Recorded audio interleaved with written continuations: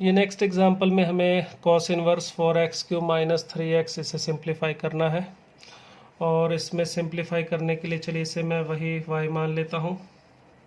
अगर y मैं ले रहा हूँ cos inverse 4x³ minus 3x को, तो इसमें देखिए सिंप्लीफाई करने के लिए अंदर x की जगह पे सोचिए क्या रखने से यहाँ पे cos का कोई फार्मूला बन जाएगा। cos इनवर्स है बाहर, cos बनाने की कोशिश करेंगे तो cos बनाने के लिए देखिए x की जगह पे sin theta, cos theta, tan theta या कुछ ऐसा सब्स्टिट्यूशन जिससे आपको लगता है कि cos का कोई फार्मूला बन जाए, cos 2 थीटा का, cos 3 थीटा का, cos थीटा बाई 2 का, ये सब को भी आपको लगता है cos a प्लस b वगैरह का सोच सकते हैं।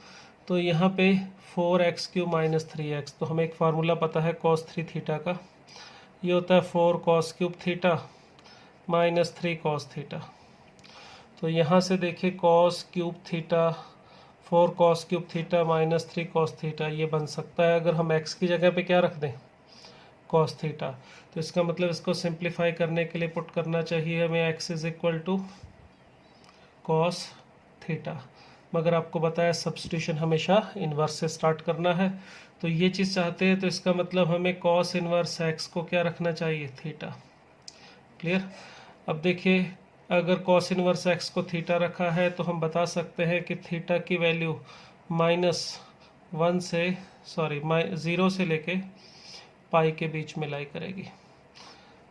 अगर हमने cos इनवर्स x को थीटा लिया है, cos इनवर्स x की वैल्यू x -1 से 1 के बीच में लाई कर रहा है, तो -1 से 1 अगर x पूरी वैल्यू ले रहा है तो cos इनवर्स x की वैल्यू 0 से पाई के बीच में रहेगी। अब अगर हम ये सब्स्टिट्यूशन यहाँ पे करें y, तो हमें क्या मिलेगा, cos inverse 4cos³ theta minus 3cos theta, तो मैं उसको सीधा ही cos 3 थीटा लिख रहा हूँ यहाँ पे। तो ये हमें cos 3 थीटा में कन्वर्ट होके मिल गया। अब हमें इसको कैंसिल करना है cos इनवर्स को cos से, तो इसके लिए फिर वही प्रॉब्लम, यहाँ पे थीटा अगर 0 से पाई है तो 3 थीटा की वैल्यू 0 से 3 पाई के बीच में लाई करेगी। तो हम यहाँ पे cos इनवर्स को cos से सीधा कैंसिल नहीं कर सकते क्योंकि 3 थीटा 0 से 3 पाई के बीच में लाई कर रहा है। तो फिर कैंसिल करने के लिए फिर हमें वही कहानी ग्राफ की हेल्प लेनी पड़ेगी। तो हमें ग्राफ बनाना पड़ेगा किसका, जो यहाँ पे दिखाई दे रहा है, यानी कि cos इनवर्स cos x का। ठीक है, तो इसका ग्राफ आपको बताया हुआ जितनी ज़रूरत है मैं लगभग उतना सा ही ले लेता हूँ। ठीक है, तो ये 0 यहाँ पर पाई होता है, ये 2 पाई और यहाँ पे 3 पाई। हमें 3 पाई तक ही चाहिए तो मैंने यहाँ तक बना लिया, आगे भी जब बनेगा वैसे तो ये और पीछे भी बनेगा, मगर हमें ज़रूरत ज़्यादा है नहीं तो यहाँ तक बना लेते हैं। इस लाइन की इक्वेशन होती है x, इसकी होती है 2 पाई माइनस x, और इस लाइन की इक्वेशन होती है x माइनस 2 पाई, यानी y is equal to x, y is equal to 2 pi minus x, y is equal to x minus 2 pi. तो y की यानी कि इसकी वैल्यूज हैं। अब हमें देखिए यहाँ पर जो 2 थीटा दे रखा है, 3 थीटा जो हमें एंगल में मिल रहा है वो लाई कर रहा है 0 से 3 पाई। तो 0 से 3 पाई में देखिए 3 टुकड़ों में अलग अलग आंसर आ रहे हैं। अगर हमारा थीटा यानी जो यहाँ 3 थीटा जो कि यहाँ पर x है वो 0 से पाई में लाई करेगा तो वैल्यू x, पाई से 2 पाई में 2 पाई माइनस x, और 2 पाई से 3 पाई में x माइनस 2 पाई। तो इसका मतलब इसके भी हमें 3 टुकड़े करने पड़ेंगे। कौन कौन से, एक तो जब 3 थीटा लाई करेगा 0 से लेके पाई के बीच में यहाँ पे, तो इस केस में cos इनवर्स cos x होता है x, तो ये cos इनवर्स cos 3 थीटा है तो इसकी वैल्यू आनी चाहिए 3 थीटा। क्लियर। दूसरा, जब 3 थीटा लाई करेगा पाई से लेके 2 पाई के बीच में, तो पाई से 2 पाई यानी ये इंटरवल हो गए। यहाँ पर इक्वेशन है cos इनवर्स cos x की 2 पाई माइनस x, तो ये आ जाएगा 2 पाई माइनस x का मतलब 3 थीटा। क्लियर। उसके बाद नेक्स्ट है जब 3 थीटा लाई करेगा 2 पाई से लेके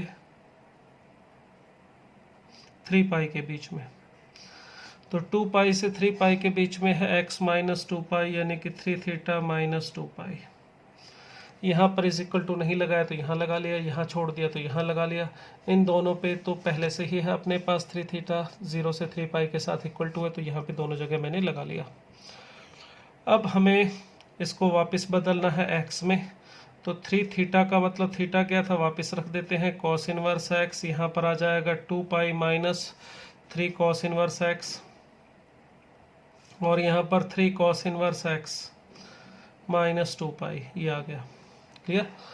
अब देखिए वापस यहाँ से भी x में बदल लिए कंडीशंस को भी, तो कंडीशन में x चाहिए। x कौन था भाई हमारा, x था हमारा कॉस थीटा, तो इसको थीटा को देखो यहाँ पे लाई कर रहा है 0 से पाई, तो इसमें 3 थीटा 0 से पाई लाई कर रहा है, तो थीटा की वैल्यू लाई करेगी 0 से पाई बाय 3।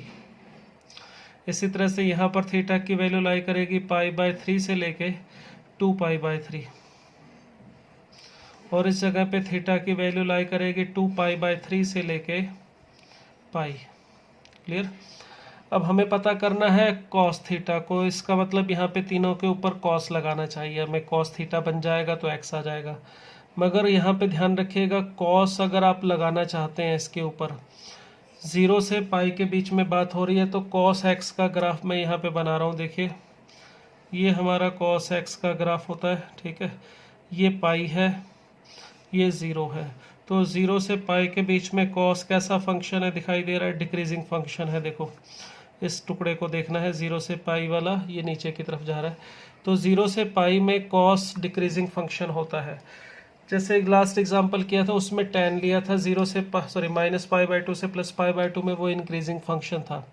अब कॉस यहाँ पे डिक्रीजिंग फंक्शन है, तो जब आप तीनों पे कॉस लगाओगे इस जगह पे, तो इस जगह पे जब आप कॉस लगाओगे तो कॉस थीटा की वैल्यू कॉस 0 जो 0 था वो यहाँ पर आ जाएगा कॉस 0, और ये जो कॉस ऑफ पाई बाय 3 है वो यहाँ पर आ जाएगा। क्योंकि अगर आप इनइक्वलिटी में डिक्रीजिंग फंक्शन अप्लाई करते हो तो इनइक्वलिटी का साइन जो है वो रिवर्स हो जाता है। तो यहाँ पर अगर आप कॉस थीटा पता करोगे तो वो कॉस पाई बाय 3 से बड़ा होगा। कॉस थीटा का मतलब x ग्रेटर देन क्या होगा, cos pi by 3। Cos pi by 3 की वैल्यू होती है 1/2, और less than equal to cos 0 की वैल्यू होती है 1।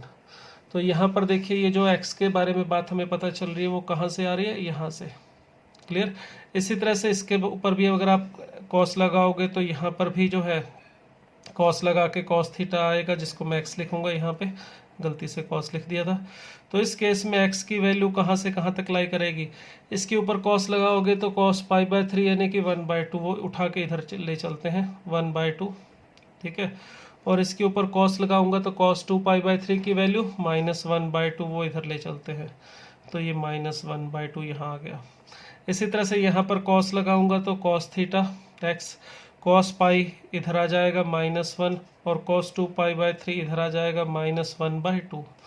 तो देखिए ये हमने इसका सिंप्लीफिकेशन कर लिया।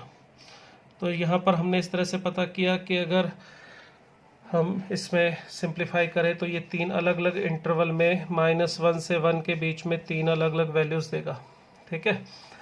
अब अगर हमें कहा जाए भाई इसका ग्राफ बनाने के लिए, फिर वही बात आ जाते हैं। अगर सिंप्लीफाई करना है तो हमारा काम यहाँ पे ख़त्म हो चुका है, जितना इसने बोला था उतना काम हमने कर दिया। इसमें भी वही बात दोबारा बता रहा हूँ, इसमें x -1 से 1 था तो उसके अकॉर्डिंग हमें पूरा जो ये तीनों पार्ट्स करने पड़े।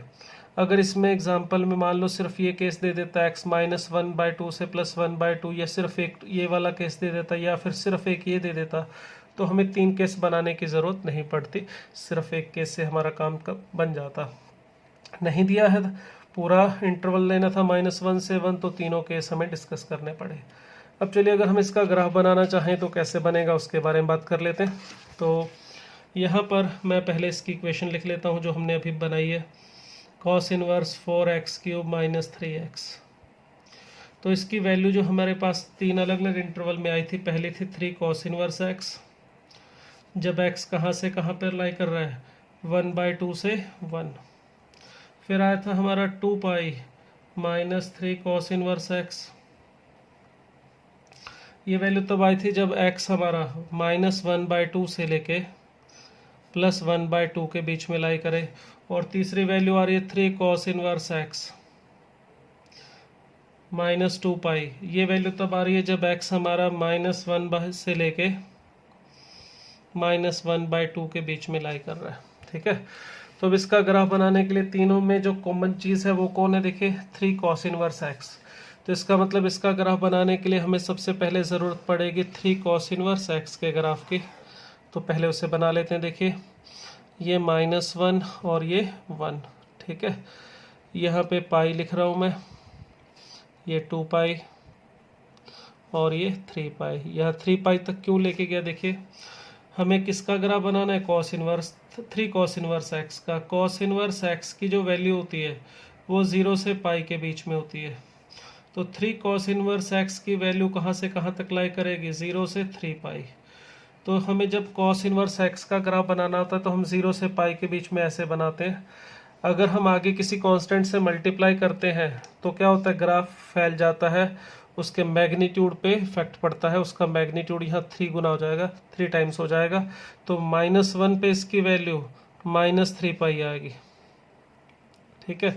उसी तरह से +1 पे इसकी वैल्यू 0 आएगी और जो वैल्यू π/2 पे मिल रही थी वो यहाँ पर आ जाएगी। तो ये जो ग्राफ है हमने बनाया है ये है 3 कॉस इनवर्स एक्स का, 3 कॉस इनवर्स एक्स या y = 3 कॉस इनवर्स एक्स, ठीक है। ये हमारा ग्राफ है। इसमें देखिए वैल्यू पाई कब आएगी, जब आप x की वैल्यू देखिए cos inverse y = 3 cos inverse x में जब आप x की वैल्यू रखोगे 1/2 तो 3 कॉस इनवर्स 1/2 मिलेगा। कॉस इनवर्स 1/2 होता है π/3, तो इसका मतलब 1/2 पे वैल्यू मिलेगी पाई। तो 1/2 पे जो वैल्यू मिलेगी हमें वो मिल रही है पाई। यहाँ पे ये 1/2 पे आ रहा है, देखिए। उसी तरह से -1/2 पे जब आप वैल्यू देखोगे, -1/2 पे, क्योंकि -1/2 रखूँगा तो 2π/3 मिलेगा, तो माइनस ये 2 पाई आ जाएगा, ठीक है। ये थोड़ा हमने पॉइंट्स की ज़रूरत पड़ेगी क्योंकि 1/2 और -1/2 पे ग्राफ ब्रेक होगा, इसलिए मैंने इन 2 जगह पे बात की। अब ज़रा देखो इसमें हमने जब x की वैल्यू 1/2 से 1 के बीच में लेनी है, ये वाली वैल्यू 1/2 से 1, तो इस 1/2 से 1 के बीच में कुछ नहीं करना, हमें 3 कॉस इनवर्स x को लेना है। तो 1/2 से 1 का मतलब ये, तो यहाँ पर देखिए हमने कोई बदलाव नहीं किया, इसमें हमने एज इट इज़ इसको उठा लेना है। ये हमारा 3 कॉस इनवर्स एक्स का ग्राफ है, इसे हमने रख लिया, क्लियर। अब चलते हैं इसमें -1/2 से 1/2 वाले में। इसमें क्या होगा, देखिए ये हमारे पास यहाँ पे पाई और यहाँ पे ये 2 पाई माइनस का, -पाई -2 पाई। ये वाला जो ग्राफ है इसका क्या करना है, -1 से 1 वाले का। इसमें देखिए -3 कॉस इनवर्स एक्स है, तो -3 कॉस इनवर्स एक्स का मतलब हमने पहले तो माइनस से इसको मल्टीप्लाई करना है, फिर 2 पाई प्लस b किया हुआ 2 पाई ऐड करना है। तो ये तो हमारा 3 कॉस इनवर्स एक्स है, ये पूरा ग्राफ। अगर हमने इसको आगे माइनस से मल्टीप्लाई करना है तो आपको बताया था माइनस से मल्टीप्लाई करने का मतलब होता है इसकी इमेज लेना with respect to y axis. तो जब आप इसको माइनस से मल्टीप्लाई करेंगे तो ये वाला पॉइंट यहाँ आ जाएगा। ये था 1/2 पाई पे, अब ये 1/2 -पाई पे आ जाएगा यहाँ पे। इसी तरह से ये वाला पॉइंट यहाँ पर आ जाएगा -1/2 -2 पाई पे, और ये वाला पॉइंट जो था इसी जगह पर ये 3π/2 पे था, तो ये यहाँ -3π/2 पे आएगा। अगर आप इसका इमेज लेते हैं तो ये कुछ ऐसा बनेगा। ये वाला ग्राफ नीचे आ गया, जो ये कौन है, ये है -3 कॉस इनवर्स एक्स, क्लियर। अब हमने इसका क्या करना है, -3 कॉस इनवर्स एक्स के साथ +2 पाई करना है। 2 पाई ऐड करने का मतलब क्या होगा, इस ग्राफ को उठा के ऊपर ले चलो, जितना पूरे में ऐड करते हैं उतना ग्राफ ऊपर चला जाता है। तो ये जो ग्राफ है यहाँ पे ऊपर उठ के चला जाएगा, ये π/2। तो जो ग्राफ है ये कुछ ऐसे यहाँ पर आ गया, बस हमने उठा के इसको ऊपर रख दिया, ठीक है। तो ये देखिए ये जो अंदर वाला ये डार्क वाला ग्राफ है, ये है हमारा 2 पाई -3 कॉस इनवर्स एक्स का। तो -1/2 से 1/2 के बीच में ये वाला टुकड़ा आएगा। अब चलते हैं आगे, नेक्स्ट किस में, -1/2 से -1 इसमें। तो ये 3 कॉस इनवर्स एक्स है, इसमें क्या किए, बस -2 पाई किए। -2 पाई करने का मतलब ये नीचे ले आओ, तो इसको जब आप नीचे लेके आओगे 2 पाई कितना, जितना सब्ट्रैक्ट करें उतना नीचे, ये 3 पाई से 2 पाई में था, अब नीचे 0 से पाई में आ गया, इस जगह पे जाके जुड़ जाएगा ये, ठीक है। तो ये जो हमने ग्राफ बनाया है, ये जो शेप दिखाई दे रही है, देखिए ऊपर जो मैं कर रहा हूँ डार्क किया हुआ बोल्ड किया हुआ है, ये ग्राफ है हमारा किसका, कॉस इनवर्स 4x³ -3x का। तो इस ग्राफ को देखिए, यहाँ पर हमारे पास इन 2 पॉइंट्स पे कॉर्नर आ रहे हैं, तो इन 2 पॉइंट्स पे ये नॉन डिफरेंशिएबल है। मगर एक चीज़ और भी बता दूं, ये इन पॉइंट्स पे भी नॉन डिफरेंशिएबल है। क्यों है? उसका कारण जब आप डिफरेंशिएबिलिटी पढ़ोगे तो उसमें समझ में आएगा। एक्चुअली यहाँ पर जो स्लोप ऑफ द टेंजेंट आएगी वो इनफाइनाइट आएगी, नॉट डिफाइन होगा। यहाँ पे टेंजेंट जो आएगा वो वाई एक्सिस के पैरेलल आता है। या तो आप इसका डेरिवेटिव भी कर सकते हो, अगर ये y है तो मैं यहाँ पे dy बाई डी एक्स भी लिख लेता हूँ। तो dy बाई डी एक्स देखिए, आपको cos इनवर्स x का डेरिवेटिव बताया था, तो ये -1 upon root of 1 minus x square होगा जब x की वैल्यू 1/2 से 1 के बीच में होती है। यहाँ पर देखिए इक्वल टू था, मैंने यहाँ पे छोड़ दिया, कारण अभी नहीं समझ पाओगे, याद रखना। बस डेरिवेटिव में ऐसा टुकड़ों में करोगे तो यहाँ पे इक्वल टू छूट जाएगा। और ये क्यों होगा, इसका कारण जब डिफरेंशिएबिलिटी सब पढ़ोगे तब अच्छे से समझ में आएगा। अभी सिर्फ ये बात याद रख लो। यहाँ पे अगर इसका डेरिवेटिव करूँगा तो यहाँ पर भी अपने को क्या मिलेगा, इसका तो 0, इसका आ जाएगा 3 upon root of 1 minus x square. इसी तरह से इसका करेंगे तो -3 upon root of 1 minus x square. X की वैल्यू -1/2 से लेके 1/2 के बीच में, x की वैल्यू -1 से लेके -1/2 के बीच में। अब 1 पे भी देखिए इसका जो डेरिवेटिव है यहाँ पे नॉट एग्जिस्ट कर रहा है, 1 के पास जाते ये इनफाइनाइट या माइनस इनफाइनाइट पे पहुँच रहा है। इसी तरह से यहाँ पर भी। तो डिफरेंशिएबिलिटी की बात करें तो 4 पॉइंट्स पे नॉन डिफरेंशिएबल है, -1/2 पे, 1/2 पे, माइनस और 1 और +1 पे भी इसका डेरिवेटिव एग्जिस्ट नहीं कर रहा है। तो हमें अगर पूछा जाए डिसकंटिन्यूटी कहाँ पर है, तो एक पॉइंट पे भी नहीं, कहीं पर भी ब्रेक नहीं हो रहा, हर जगह पे ग्राफ रेगुलर है, कहीं ब्रेक नहीं आ रहा, कहीं टूट नहीं रहा। शार्प टर्न 2 जगह पर आ रहे, तो इन 2 जगह पर नॉन डिफरेंशिएबल है। और 1 और -1 पे डेरिवेटिव की वैल्यू इनफाइनाइट की तरफ जा रही है, यानी f' यहाँ पे भी एग्जिस्ट नहीं कर रहा। क्लियर? तो इस तरह से हम इसका यूज़ कर सकते हैं, इसकी ग्राफ की बात कर सकते हैं, डिफरेंशिएबिलिटी की बात कर सकते हैं, मगर इसके लिए सिंप्लीफाई करते वक्त ध्यान से रखना पड़ेगा। ये इतना सिंपल नहीं होता जितना कई बार बताया जाता है। जैसे सीधा स्कूल में कई बार कुछ जो लोग गलती कर देते हैं यहाँ पे स्टूडेंट्स, वो स्टूडेंट क्या करते हैं, यहाँ पे सीधा x को cos थीटा रखा, cos 3 थीटा मिला, कैंसिल करके 3 थीटा लिख दिया और लिख दिया 3 cos inverse x। It is not as simple as जैसे ये लगता है। इसमें बड़े ध्यान से एक एक पॉइंट को ऑब्जर्व करके करना पड़ेगा।